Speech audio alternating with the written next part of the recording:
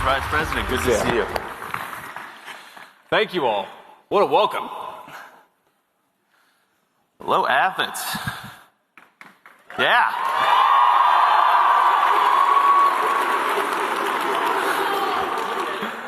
I think that's their thing. I like it. That is definitely their thing. So I've been to 2 SEC schools with Turning Point USA, and my Ohio State brethren are ashamed of me because I've given you guys way more love than my own alma mater, but it's pretty good to be in SEC country, I have to say. It's great to be here.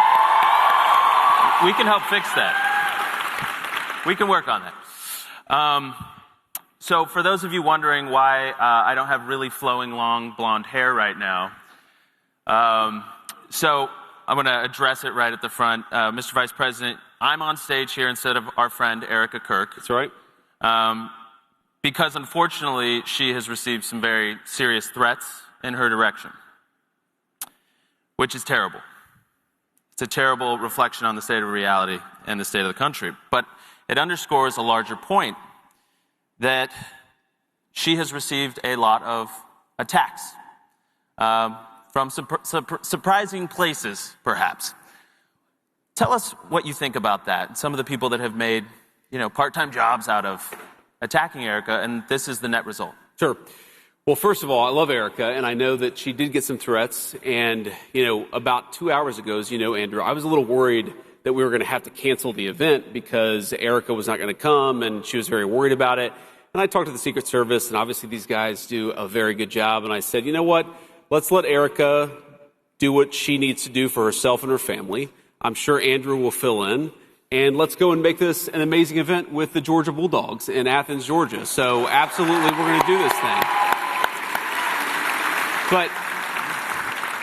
But look, I mean, in so many ways, when did Charlie die? It was mid-September, I believe. September 10th. And in the past, that's right, it was the day right before September 11th. And in so many ways, the past 6 or so months have been 2 separate living hells for Erica Kirk. And the first is, of course, that she lost her husband. She lost the father of her children. And I'll never forget this because, frankly, I think a lot about it because my wife is now pregnant with our 4th baby, is when we went and picked up, thank you. But when we went and picked up Charlie's body in Utah, and of course you were there with us, and I met Erica and I met the family. I met his parents and his little sister. And I just think about that moment and where she was so broken. And any of you know who anybody who's grieved before is you kind of go from just crestfallen and sad, and then you want to remember the person that you just lost.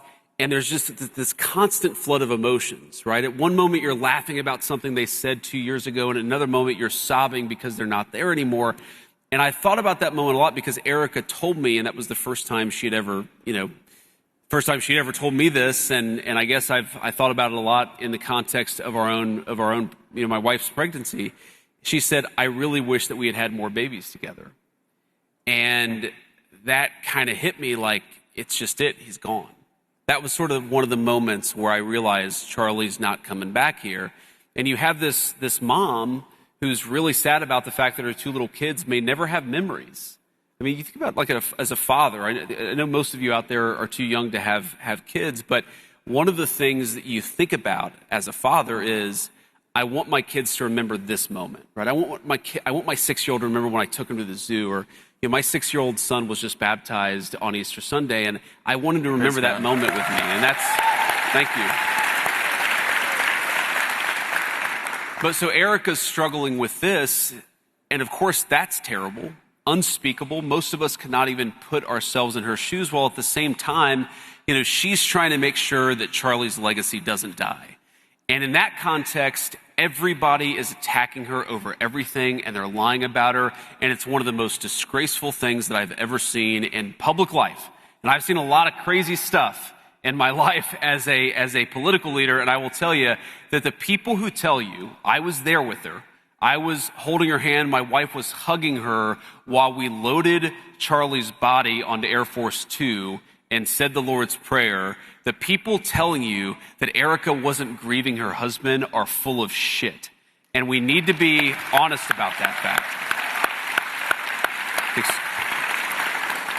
Excuse my language. My wife says I got to work on my language. She's been telling me that for 12 years, and it still hasn't taken. But the thing is, look, when you become a public figure, the natural thing, and I've talked to Eric about this privately, is a ton of crazy people say a ton of things about you that simply aren't true.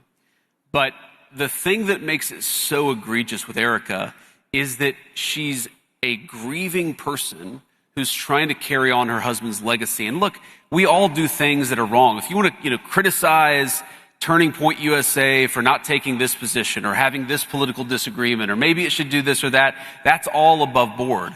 But to say that Erica Kirk wasn't grieving her husband on that day, to say that Erica Kirk was somehow complicit in it, is so preposterous and so disgusting. And it's one of the things that has broken, I think, the American public conversation over the last 6 months.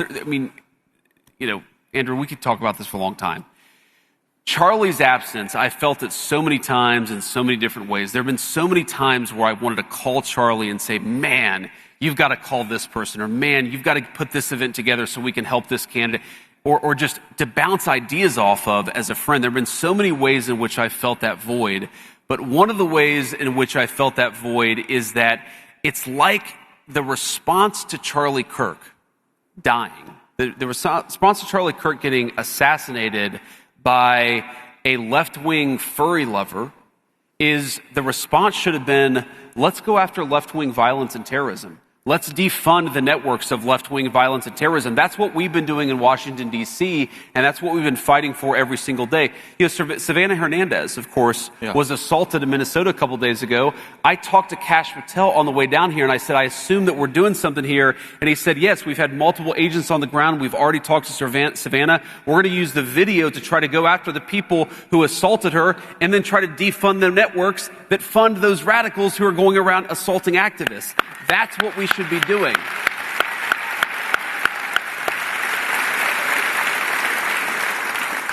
And I know that politics is hard, and I know that it's challenging, and I know that things aren't always easy, and we're going to have disagreements even within our coalition. But if you're going after Erica Kirk and not the people who are trying to destroy the United States of America, you're part of the problem, not part of the solution. Yeah, amen.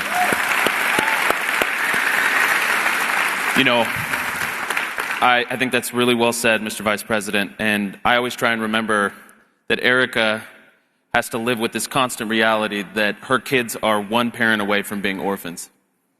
And so we take that extremely seriously. And as you mentioned, what happened with Savannah, and I think it's just important that we remember that we're dealing with humans. These are human beings. Exactly. And I've heard some people say, well, Erica was smiling 2 days after Charlie Kirk died or something like that. And it's like, most of us in this room have grieved somebody that we loved. Maybe, hopefully not a spouse who dies in the prime of their life, but when you deal with somebody who's grieving, it's always this weird combination of emotions. It's intense sadness, intense affection. It's, you sort of love that person in that moment, maybe more than you ever have because you feel their absence. You think about all the happy moments that you had and you can't help but smile. Mm-hmm. And then you remember they're not there and you can't help but sob. That's what grief is like. And so, again, if your instinct is to go after not the left-wing radicals who are assaulting Savannah, or not the people who shot Charlie Kirk, but if your instinct is to go after a young mother because she's grieving in a way that you find wrong, well, why don't you stay in your lane and mind your own business? Yeah, amen. Grief is complicated, so there's another angle of this, Andrew, which is just so absurd, which is that people will say that Erica, she's been doing this or she's been doing that, and I would be doing something different. And it's like, first of all, that's fine.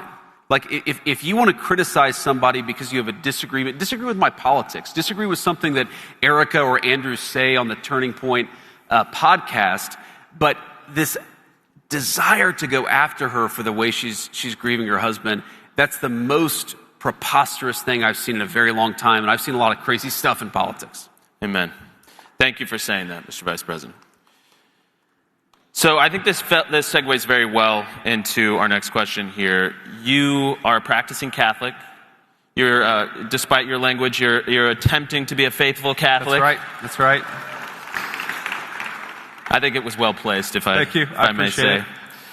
I'm sure you've seen that the Vatican and the Pope and the President have been in the news yes. lately. So as a Catholic, what does it feel like to be, in the middle of that? I thought it was going to be easy questions. This is kind of a tough question here. Nope, no easy ones there. So here's the thing about this. So first of all, you will sometimes hear people say, well, the Vatican, the church, whether it's the Protestant church, the Catholic church, they should preach the gospel, they should ignore public policy. I actually don't agree with that. I actually think that it's a good thing when Christian leaders, whether they're Catholic or Protestant, part of preaching the gospel is talking about how the gospel applies to the issues of the day. So I've never been one of these people who say that you should never have, Christian leadership not talking about politics, or frankly, political leaders not talking about their Christian faith. But I do think that we have to remember that, each of us has our own role. I'm the Vice President of the United States. The fundamental way I understand my role is that I'm trying to take the lessons, the moral truths that are rooted in Christianity, and I'm trying to apply them to a whole host of complicated real-world scenarios. Thank you. So my job is to apply moral truth to try to do the best thing for the American people. That's my job, and that's the President of the United States' job, and of course, he's the person who leads our administration. The Pope's job is to preach the gospel, okay? And again, I think that sometimes in the context, it doesn't bother me, even when I disagree with him. And I have a lot of respect for the Pope. I like him. I admire him. I've gotten to know him a little bit. It doesn't bother me when he speaks on issues of the day, frankly, even when I disagree with how he's applying a particular principle. So the most obvious example is, it has frustrated me that some of the Catholic clergy have attacked mercilessly the Trump administration on immigration.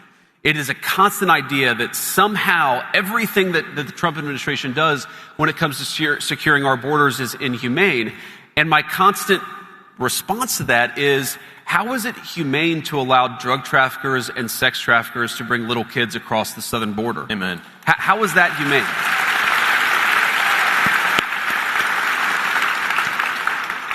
But again, I'd almost rather have the conversation. So I kind of like, even when there's disagreement, I like it when the Pope comments on questions of immigration. I like it when the Pope talks about abortion. I like it when the Pope talks about matters of war and peace, because I think that at the very least, it invites a conversation.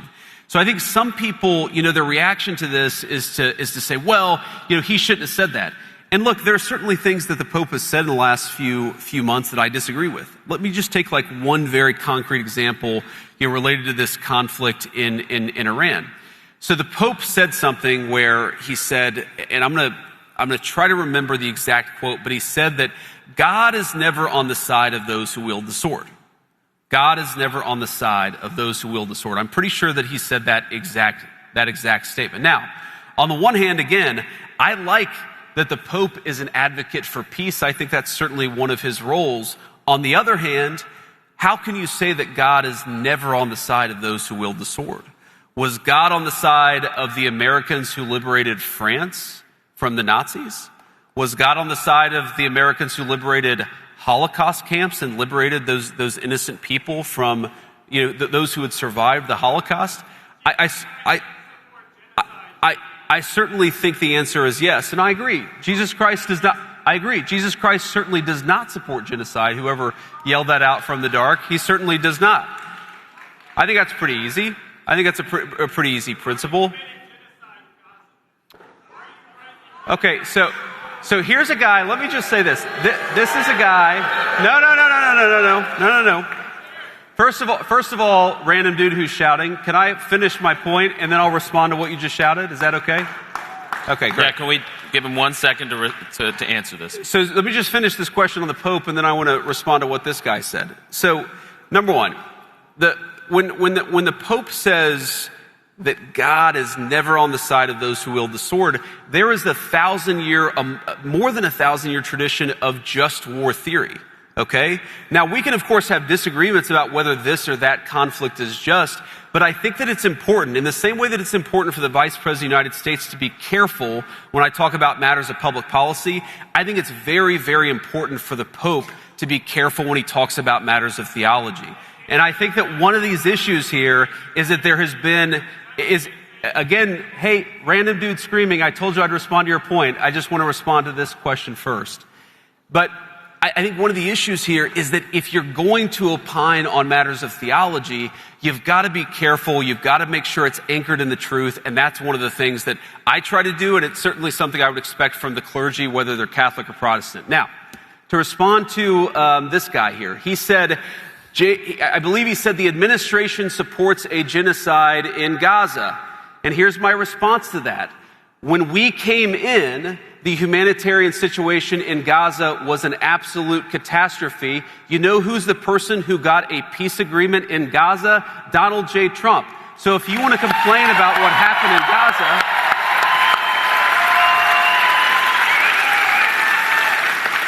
so if you want, sir, to complain about what happened in Gaza, why don't you complain about Joe Biden and the last administration? We're the administration that solved that problem. And by the way, not only was our administration like the administration that solved the problem, but the president. Excuse me, sir. Right now, you see more humanitarian aid coming into Gaza than it has any time in the past 5 years, because we have taken that situation seriously. And that's one of the things that I'm proud of about our administration, is whether it's there or Thailand and Cambodia, we have consistently tried as much as we can to solve these problems, not just complain about them like the guy who just ran away angry.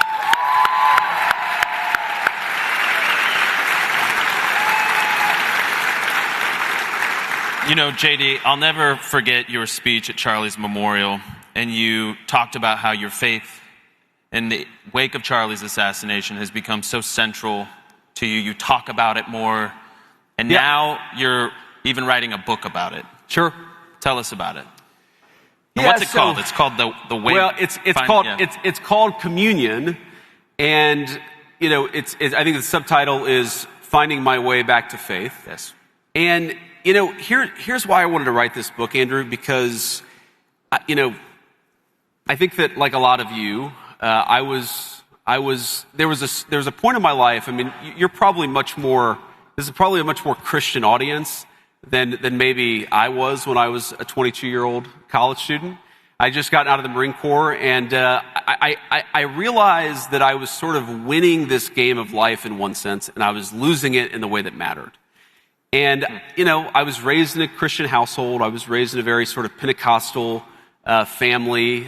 You know, our church had really good music and amazing people. And one of the things I love about evangelical culture in the United States of America is just how welcoming it is of everybody, right? And you know that. You're an evangelical Christian. And so the thing is, I hadn't been properly formed in my faith. And so I got to the Marine Corps, and by the time I left the Marine Corps and it was starting college, I called myself an atheist. And I kind of went through this period of being an angry atheist, and then I realized when I got to a point where I thought to myself, what actually matters in life? It's not getting into a law school, which I had done. It's not making a lot of money. It's not credentials. It's not good jobs. It's being a good person. It's, you know, I'd fallen in love with this, thank you. I'd fallen in love with a girl, and that girl eventually became my wife and the mother to our now 4 children. And I remember thinking to myself, like, she doesn't care whether I make a certain amount of money. She wants me to be a good husband. She wants me to be a good father. She wants me to be a virtuous person. And I started to realize she wants date night. Yes, she does want that, which is hard when you're vice president of the United States. But what I realized is that the philosophy of secular liberalism, it was achieve. Get as many credentials, make as much money as possible, and that left me feeling empty. And meanwhile, it was this faith that I had discarded as a kid, which actually provided a real sense of meaning and purpose. And then I talked to a priest, and this priest was like, you know what? If you think that the Christian faith is right about all these moral questions, maybe it's right because there's a witness element to it. Like maybe the fact that it's right about morality and about virtue and about sin, maybe that means it's also right about the fact that Jesus Christ was the Son of God. Maybe it's also right that Jesus Christ died and rose from the dead on the third day. Like maybe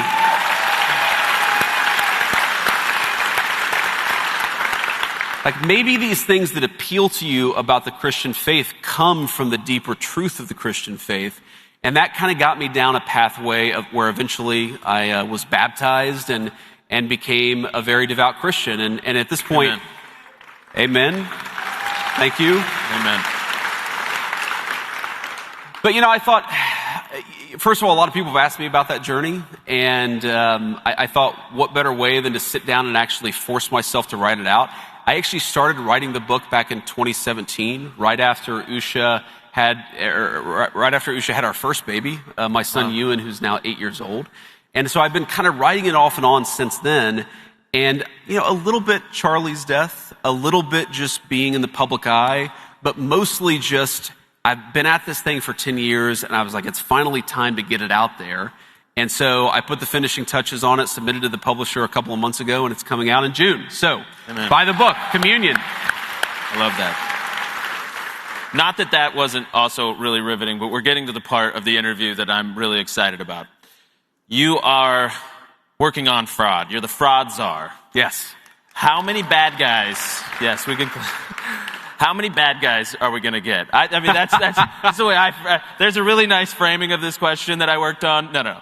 I want to know, what's the progress? Tell us about it. Well, we've already gotten a lot of bad guys. And this is, one of the things I'm very proud about is that, people don't just want talk, they want action. They want us to actually go and arrest the people who committed fraud, and that's happening. We're starting to do that. Good. And that's a good thing. And a lot more is going to be happening in the future.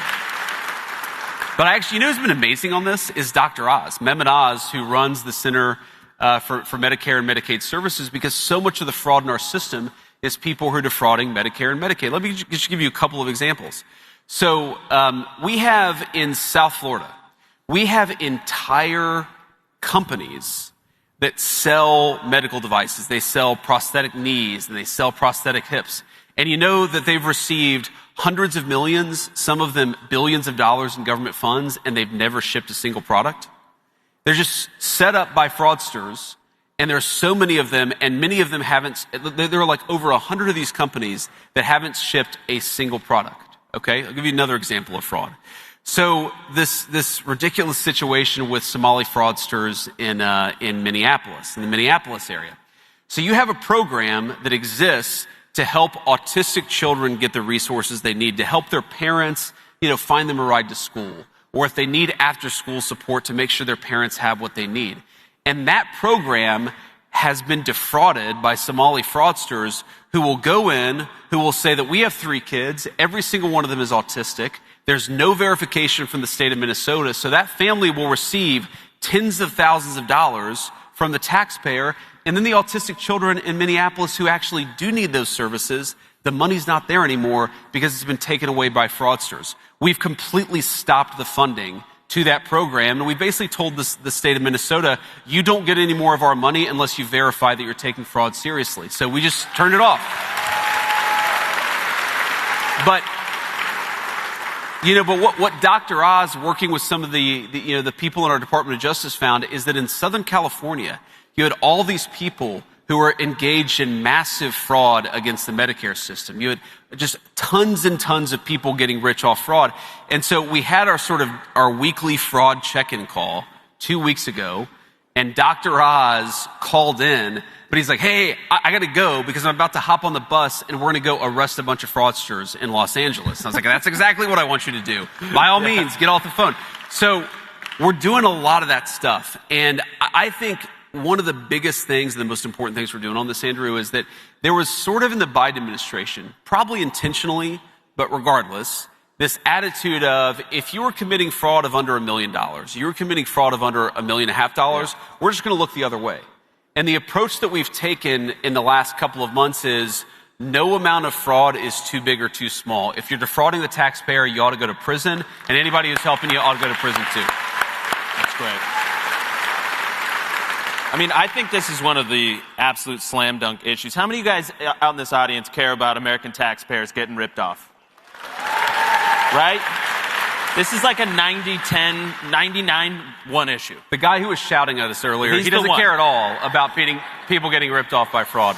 But, you know, I think it underscores a bigger problem, right? Because there's a lot of young people in this room, okay? A lot of you had some very formative years ripped off as well during COVID. You didn't get to do prom. Absolutely. You didn't get graduation. There was so many things taken from you. And, you know, you entered into the college years maybe with a really anemic workforce environment, inflation, historic, life's expensive. What do you tell young people right now that even right now they're wondering, what's the future that I can get? What's the career I can get? Can I afford to have a family, kids, buy a home? What's your message to them right now that have big questions ahead of their future? I think my message to young people who are wondering whether they can afford a family, whether they can afford a home, whether they can afford, kids and the American dream is you guys have every right to demand more of your elected leadership. And my job is to make it as possible for the answer to that question to be yes. And fundamentally, the question you should ask your politicians is exactly that. Are you pursuing policies that make it easier for me to afford a house, easier for me to get a good job, easier for me to get a good education, and easier for me to raise my family in safety and security and comfort? That is the fundamental issue. And the thing that bothered me so much about the last administration, there are all these unique policies that I could sort of point to that were disastrous, and a lot of them were absolutely terrible. But so much of it goes back to housing and immigration and the connection between the two. Under the 4 years that Joe Biden was president, housing literally doubled in value. Meaning, if you're a young person trying to buy a house, it costs twice as much as it did before. And you layer on top of that higher interest rates. That's just in 4 years. Nobody can afford that kind of inflation in the housing market. And one of the biggest drivers of it is the fact that we let in tens of millions of illegal aliens. People who shouldn't have been here, who are taking homes that ought by right go to you and your generation. And so what have we done in the Trump administration? We've shut the border. We've kicked a lot of those people who have come into the United States. We've kicked them out of our country. And importantly, we have actually instituted a ban on institutional investors buying up American homes. Because I don't want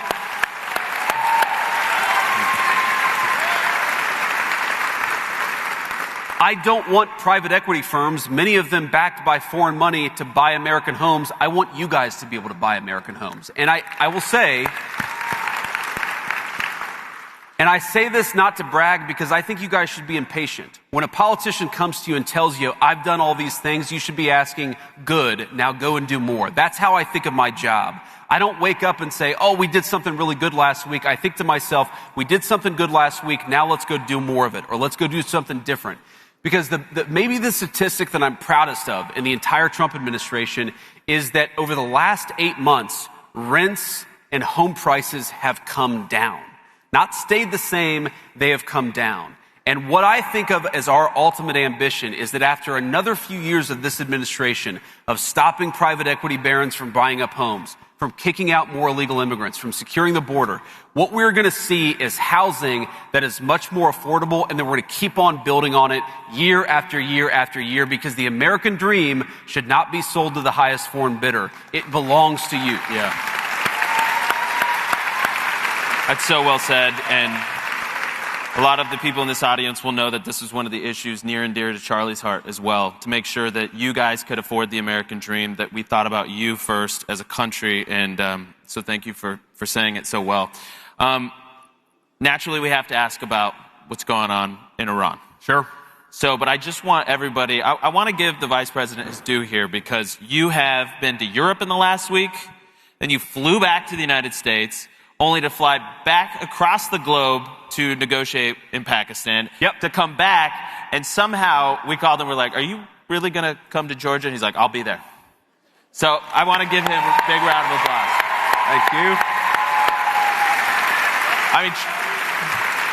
May I just say, that's almost Trumpian level endurance. So, do you know what time zone you are and how many hours of sleep did you get? I have no idea what the hell time it is right now. And it's kind of good, actually, because you just run on coffee, and then you sleep when you can, you wake up when you have to, and you just drink a whole lot of coffee. And, look, it's the job that I asked for, but yes, I will say, look, I think that, let me just say, you ask young people, and I want to make some observation because it made me think of something, which is that young people in the United States, but particularly young Americans in the conservative movement, I think that we have a tendency to get too black-pilled. And here's what I say by this. We have a tendency to get too cynical, too pessimistic. Like, I'm sure that I've said mostly things that you agree with, and I'm sure that I've said some things you may not agree with, and you may not agree with everything that I say about the Iran negotiation, which I will get to answer your question. But here's fundamentally the issue. When you see a politician, or you see a political movement, or you see an administration that isn't doing what you want to do, I think you have two choices. You can say, to hell with those people, and check out of the process. Or you can say, you know what, I'm going to get more involved. I'm going to make my voice heard even more. I'm going to pressure that administration to do exactly what I want them to do because they got my vote, they earned my vote, but they can't take it for granted. And I've seen some of this, on various issues. Like for example, I recognize that a lot of young voters don't love the policy that we have in the Middle East. Okay, I understand that. I also know that we've secured the border. We've lowered housing prices now for 8 months in a row, and there's going to be more to come beyond that. We've made America energy dominant, which has lowered electricity costs and things like that. We've made it so that we have the lowest murder rate in 127 years. I'm not saying you have to agree with me on every issue. I'm not saying you have to agree with me on every issue. What I'm saying is don't get disengaged because you disagree with the administration on one topic. Get more involved. Make your voice heard even more. That's how we ultimately take the country back. It's not by you, if you get 5 things you want and 1 thing you don't want. I see way too many people, especially in sort of the online conservative, Twitter sphere, who say, there's no point. No. Because, or let me give you another example, the SAVE Act, okay? A lot of people want the SAVE Act. I want the SAVE Act. I've been fighting for the SAVE Act literally since day one of the administration. And I've seen a lot of people saying, what the hell's the point of voting for these guys if, you've got 3 Republicans joining with the Democrats to prevent the SAVE Act from passing, or I guess 4 Republicans. And here's my response to that. Yes, it is annoying to me that there are only 45 or 46 Republicans who will fight politically to get the SAVE Act passed. But you know what? 10 years ago, that number was 35. So the answer to frustration is engagement. Don't give up on this process. Get more involved in this process and demand more from people like me. That's how we take our country back. I just think it's important to say that. That's such a good point. How the Senate is such an example, as frustrating as it is, but you were part of that new wave of new thinking, of new energy, a new generation. Yes. And there's so many new voices that are bringing real change to the Senate. I mean, we're 1-2 elections away from maybe having it all the way around. 100%. And I understand people get frustrated at it. I get frustrated at it. But it's a lot better than it was 10 years ago. And frankly, 10 years ago, it was a lot better than it was 10 years before that. But here's where we are on, fundamentally, the president set a policy. Iran cannot have a nuclear weapon. And right now, we are negotiating to make sure that very thing happens. And here's, what's interesting about this is...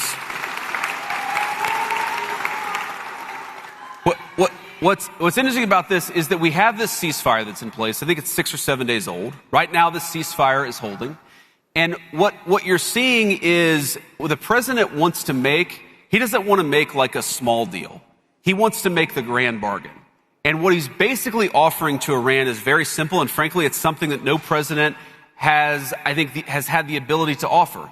He said that if you're willing to act like a normal country, we are willing to treat you economically like a normal country. He doesn't want a small deal. And that's one of the reasons why, one, I'd say in Pakistan, we made a ton of progress. But the reason why the deal is not yet done is because the president, he really wants a deal where Iran doesn't have a nuclear weapon, Iran is not state sponsoring terrorism, but also the people of Iran can thrive and prosper and join the world economy. And that's the trade that he's offering. He's saying, if you guys, He said, if you guys commit to not having a nuclear weapon, we are going to make Iran thrive. We're going to make it economically prosperous, and we're going to invite the Iranian people into the world economy in a way they haven't been in my entire life. And that's the kind of Trumpian grand bargain that the president has put on the table. Man, we're going to keep on negotiating and try to make it happen because it would be great for the world. It'd be great for our country. It'd be great for everybody. So I'm going to keep on fighting to make it happen. Yeah. Just a few more, and then we've got a few questions. I know we have here. Some questions from the audience, too. My one question is, when you looked across from these Iranian negotiators, what did you make of them? Did you get the sense that they really were the right people? I mean, I'm assuming you guys know this type of thing, but... Yeah, I mean, look, you never know. The United States had never had meetings at that level with the Iranian government in 49 years. Like, it's a meeting that had never before happened. Not Democrat, not Republican. We had never had a meeting like that where you have, the person who's effectively running the country in Iran sitting across from the vice president of the United States. That had never happened. And what look, honestly, after 49 years, there's a lot of course, mistrust between Iran and the United States of America. You're not going to solve that problem overnight. But yeah, I think the people we're sitting across from wanted to make a deal. And I know the president of the United States told us to go out there and negotiate in good faith. That's what we did. That's what we're going to keep on doing. So you never know, though. Yeah. Right? I mean, I've sat across from United States senators that I thought I agreed with, and, you don't know with those people, right? I won't say who. You can guess. But I feel very good about where we are. Great. All right, so this is the last one from me. Now, a lot of people make a big deal about illegal immigration, and we should. It's terrible, right? And this administration has made historic progress on that issue. I think you don't get enough credit for it, and the problem with immigration, illegal immigration, is once it's not a problem anymore, our memories are about 6 days long, and we move on to the next thing.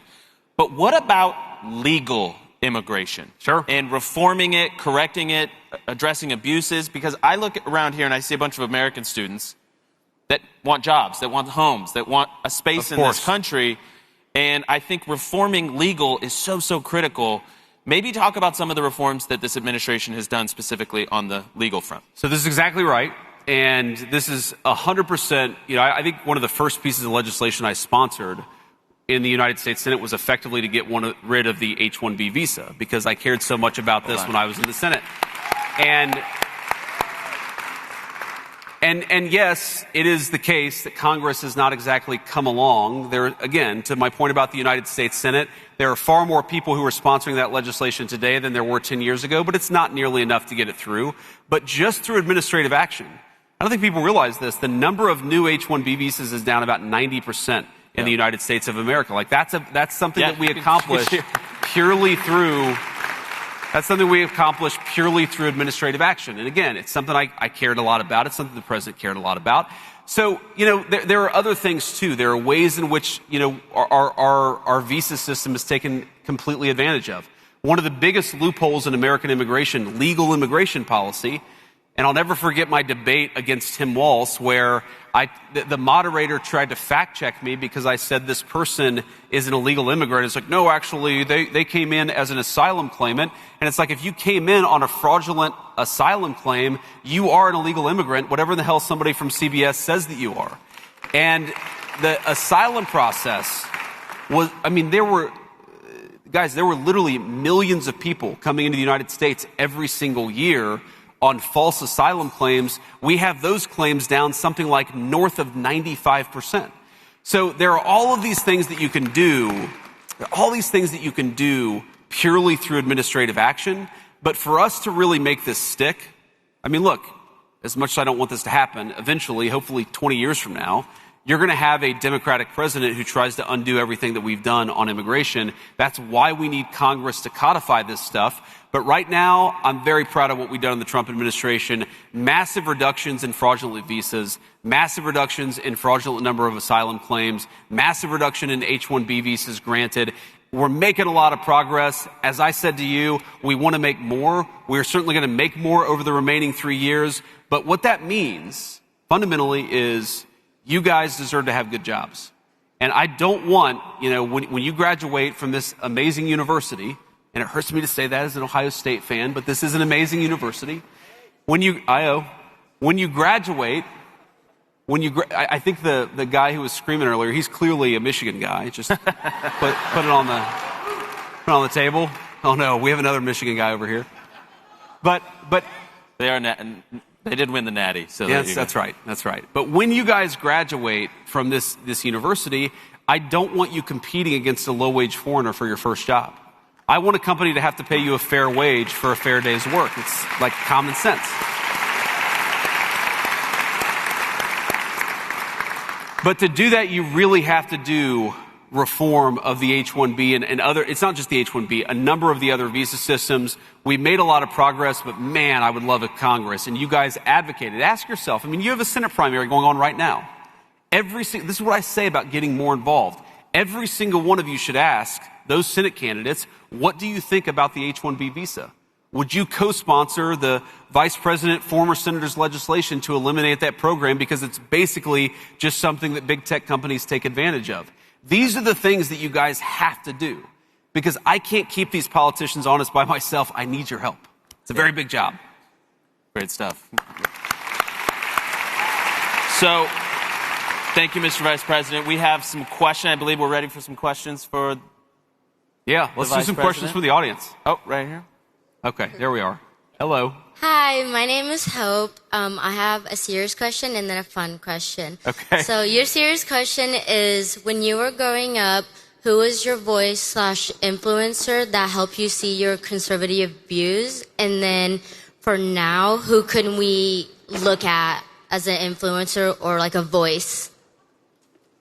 Okay, so that's very interesting. So, when I was a kid and I was kind of developing my politics, there was actually a radio host, a guy who founded this organization called Focus on the Family, James Dobson, who was really influential to me.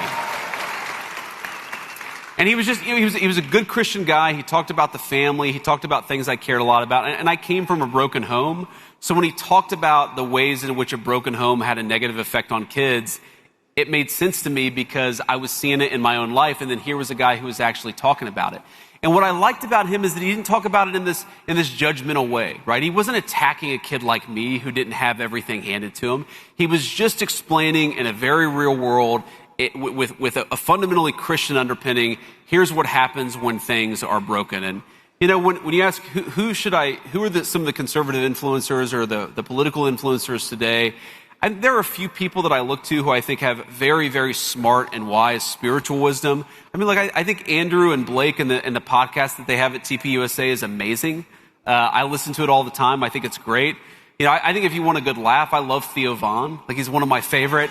I think he's just incredible. And he's got one of these senses of humor where, like, 30% of the time it goes completely over my head, and 70% of the time he's the funniest person imaginable. But I think Theo has a good heart. And that's one of the reasons why I really like listening to his show. And then just in terms of pure politics, of course you should be listening to the Vice President of these United States. Thank you. And then my fun question is, if you could have a free day with 0 responsibilities, what would your day look like? Oh, that's a good question. And honestly, I would add not just 0 responsibilities, but total anonymity. Because the thing that I love this job. It's very cool. I'm very honored to have it. But what I really want to do, honestly, is take Usha and the 3 kids and just walk to a local cafe, eat a ton of pancakes, and then take the kids to the zoo without anybody knowing who the hell I am. That's what I would do if I had a day. Awesome. Thank you. Very nice question. All right, hi JD. My name is Jacob, and I'm also from Cincinnati, so I get you. I'm with you there on the zoo. That's pretty awesome. Yeah, so. Appreciate that. Thank you. Anyway, my question is that there's a lot of division within our country right now, from right to left and everybody in between. And leading up to the 2024 election and Charlie's death, I found that Charlie was definitely the glue that held at least the conservative movement together. Right. And since he has passed, there's been a lot of division within our conservative movement, and especially with the 2026 midterms and the 2028 election coming up. How do you think the conservative movement can be united? And if there is a who do you think that could be? Well, that's a very good question. And look, man, I agree with you. I think part of the division is Charlie's death, because Charlie, as Andrew knows well, and a lot of this was behind the scenes, Charlie was the guy who was talking to different segments of the movement, right? So, I mean, just this Iran thing. Charlie would be the guy who was talking to the people who really wanted to go to war with Iran and the people who really didn't want to go to war with Iran. And he would try to find ways for those guys to work together, even if they disagreed over one issue, right? And so Charlie's absence is a huge thing. And my answer to your question is, who replaces Charlie Kirk? I think it's going to be a combination of people. I think Andrew's got a role. I've got a role. You guys have got a role. And I think the most important thing to remember about how Charlie thought about this is he always recognized what was the goal and who was the real problem. The real problem is not a person who disagrees with you about this or that foreign policy or domestic policy issue. The real problem is the person who killed our friend and anybody who defended the people who killed our friend. And we got to keep our eye on the ball and recognize that those who want to kill conservatives because they have the wrong viewpoints, we need to defeat those people. We need to unite with each other and actually fight together to defeat the real enemy that's out there. That's the most important message. And I'll also give you, one of the reasons why I'm optimistic about this is, even when Charlie was alive, you saw some of these divisions starting to bubble to the surface, okay? And I remember, Charlie died in September of 2025. I hadn't been vice president. I'd been vice president for all of 8 months when Charlie lost his life to an assassin's gun. One thing that makes people in politics sort of divide against each other is just being in power, right?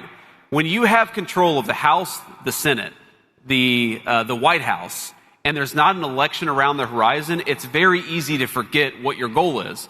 Well, starting in a few months, we're going to have primaries that are over, we're going to have candidates on the ballot, and we're all going to need to get out there and work hard, because the people who want to kill Donald Trump, the people who want to throw Donald Trump in prison, the people who murdered our friend, and then the people who celebrated it afterwards, those people are trying to achieve political power. We cannot let them, and we have to unite to make sure that doesn't happen.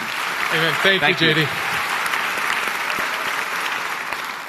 Good evening, Mr. Vice President. Thank you for taking the time to come out here. My name is Dane Hoff. I'm originally from the great state of Arizona and proudly voted for you and Donald J. Trump in November 2024. There we go. And my question is that many people believe the midterms are already gone for us. I disagree.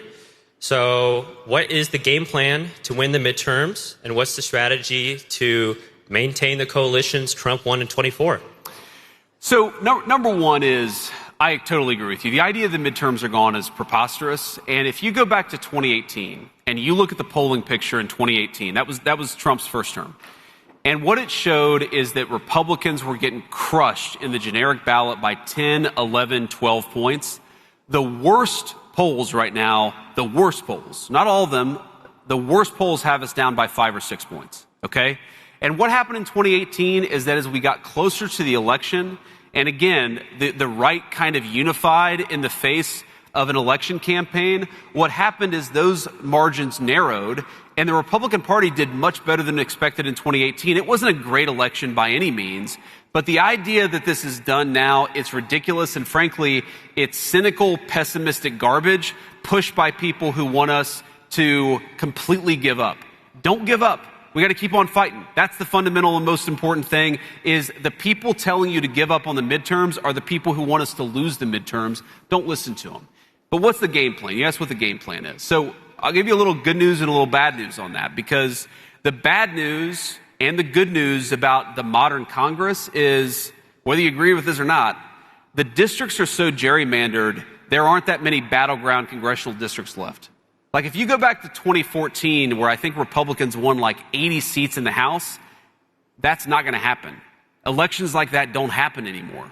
So what we got to fight is 20 or 30 districts where there's actually some real competition in those districts. We got to put a lot of resources. We got to knock on a lot of doors. We got to get out the marginal Trump voter. Because one of the things we saw in 2024 is a lot of our voters, they're dedicated, they love the president, they don't show up in midterm elections. So we got to knock on as many doors and make sure those people get out and vote. We have a game plan, but the House is going to be determined by 20 or 30 seats. We just got to win as many of those as possible. And yes, we can win the midterms in 2026. Thank you. And we should say what's happening in Virginia, you know? Exactly. I mean, and this is the thing. Democrats always overreact. They always overreach. They always do crazy things. And there are districts where, MSNBC will say, well, this district, Donald Trump won it by 20 points, and then, this guy only won it by 12 points. That means everything's terrible. You look in Virginia or look at some of these other places where, Kamala Harris won it by 4 points, and now Republicans are winning by a few points. There's a lot of reason to think that we have a good chance here. We just got to keep on working at it. Sorry, next question. And the redistricting. Make sure if you're watching in Virginia. Yes. Sorry. Virginia, vote against the Obama-Spangenberger redistricting plan. Yep. Vote against it. And frankly, the polls are moving in our direction a little bit. We just got to get out there and defeat that ballot measure. Hi, Mr. Vice President. Thank you so much for being here. It's truly incredible that you can come all across the world and then just be in Athens.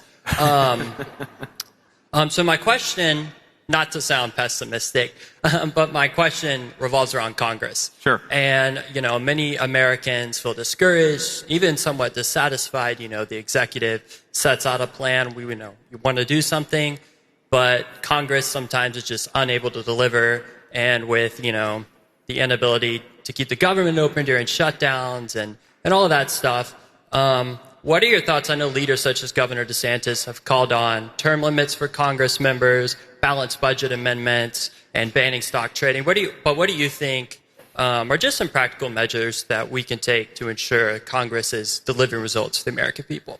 Yeah, so great question. And I remember during the State of the Union address, when the president talked about banning members of Congress from trading stocks, I looked over at Nancy Pelosi and she was sitting in her chair like,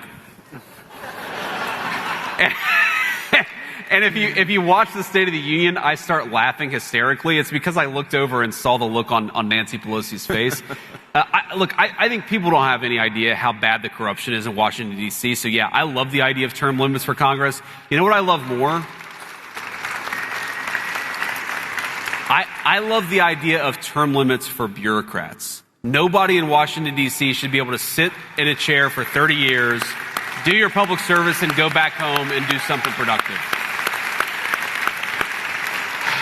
But so much of what's broken about Congress really does go down to corruption. So, there are so many examples, let's say, of a congressman who got a classified briefing on COVID. It's like, oh, there's this crazy Wuhan flu that's floating around Wuhan, China. And again, at that point, like, everybody called it the Wuhan flu. And then you come out of that classified briefing and you buy a bunch of biotech stocks, or you buy a bunch of pharmaceutical stocks. Or maybe, you sell airline stocks because you know that the airlines aren't going to work that well if everybody's sort of sheltering in place and governments are shutting down the economy. That stuff should be illegal and you should go to prison for it. And if you just cut out the basic corruption, you'd solve a lot of the problem. Thank you so much. This will be the last question. Okay. Can we take two more? Because I like answering questions. We'll take a couple more. Hi, Mr. Vice President. Before I get to my question, I just want to, number one, thank you for your service to the United States military. And number two, welcome you to the greatest university in this country.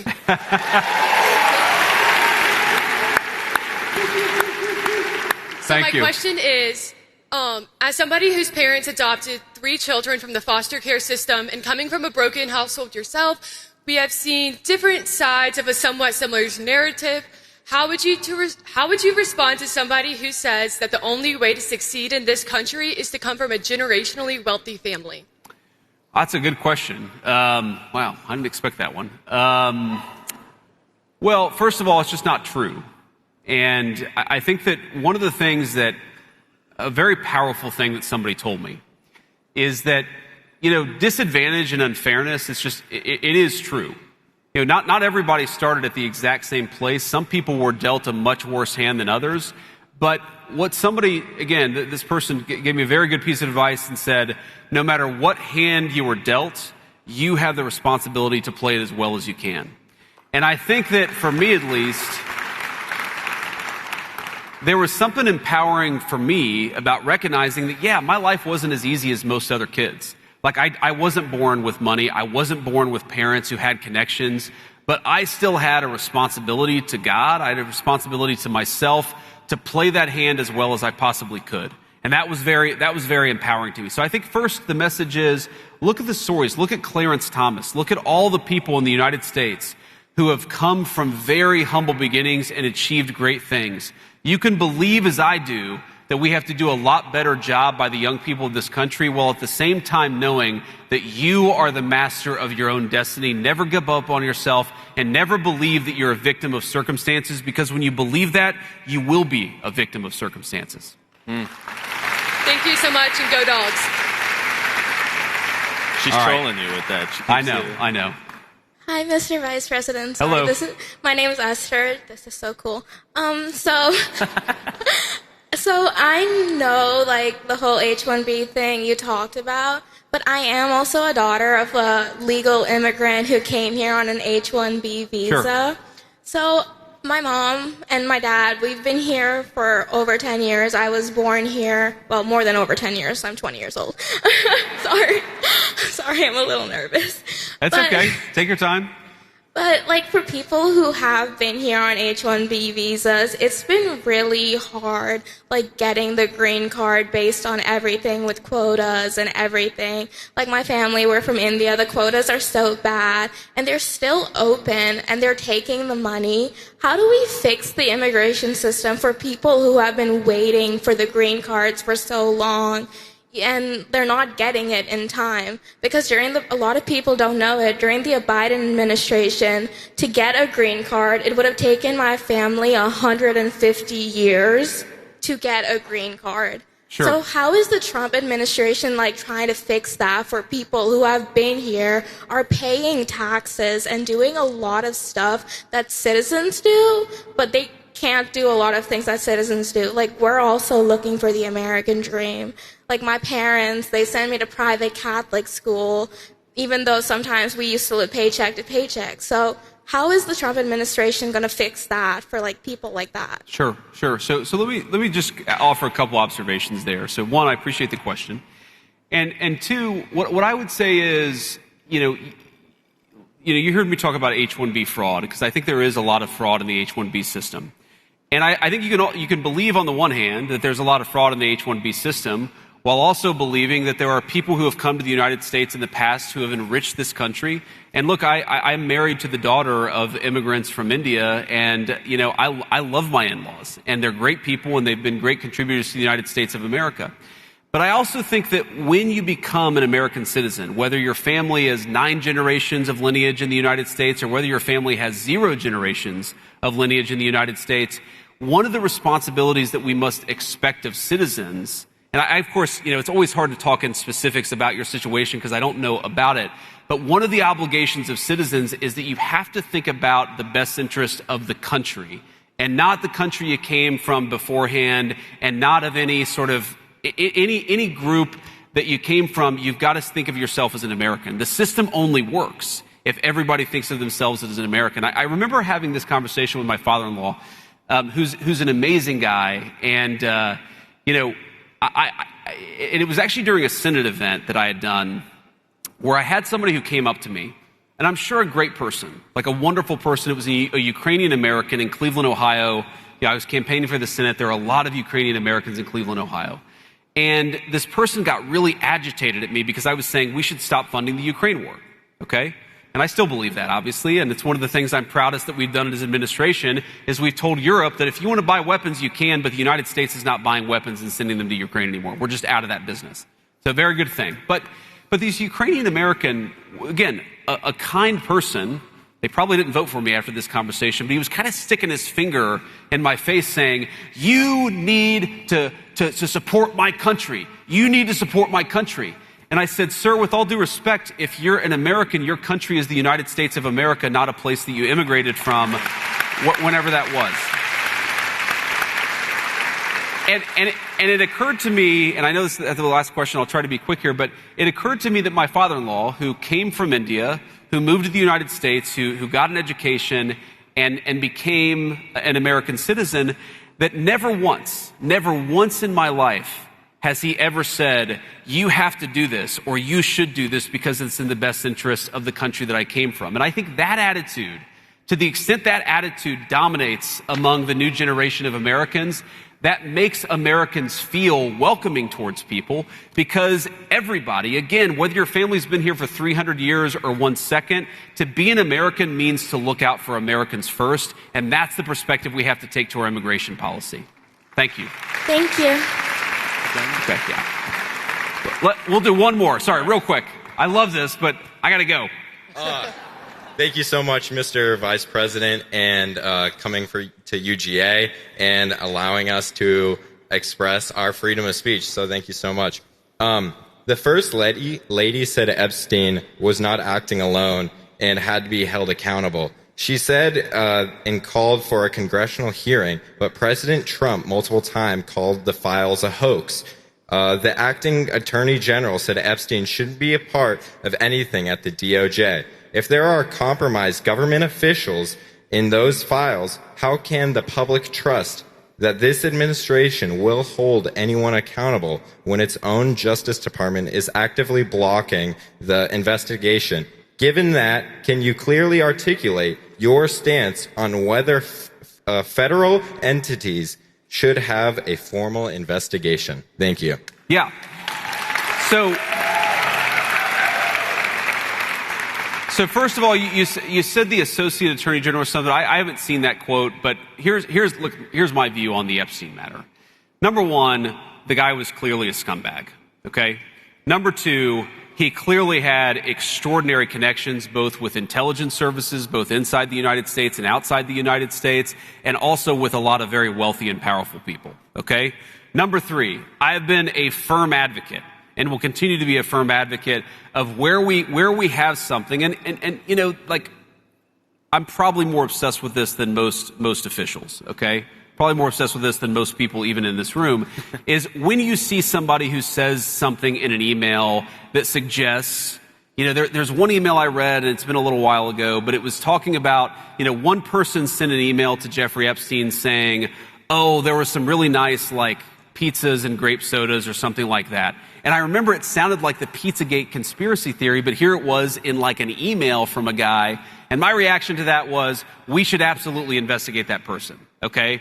And, you know, you remind me, I'm going to follow up on that to see whether we've investigated that person, because we should. We absolutely should. When you see evidence of sexual assault, sexual misconduct, regardless of whether you're powerful or not, in fact, you should probably investigate it more if you're a powerful person, right? I don't want powerful people, you know, being involved in this disgusting behavior. But I have to defend the president on this, because when he said that it was a hoax, what he was talking about was this democratic idea that he's connected to Epstein.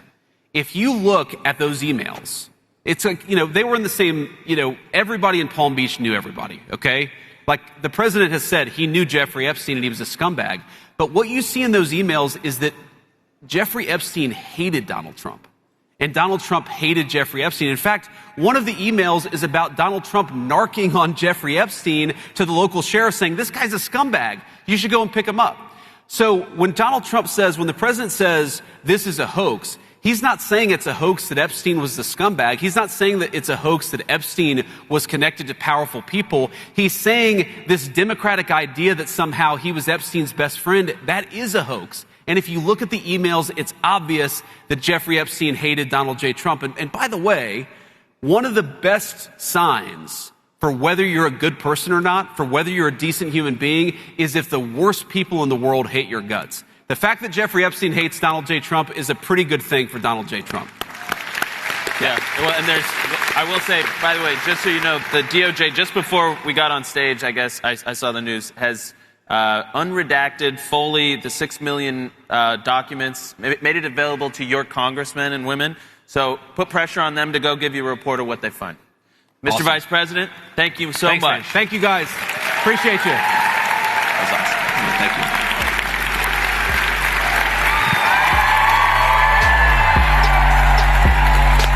Thank you. Look at this. My big fat head. Bye. Thank you all. Go this way.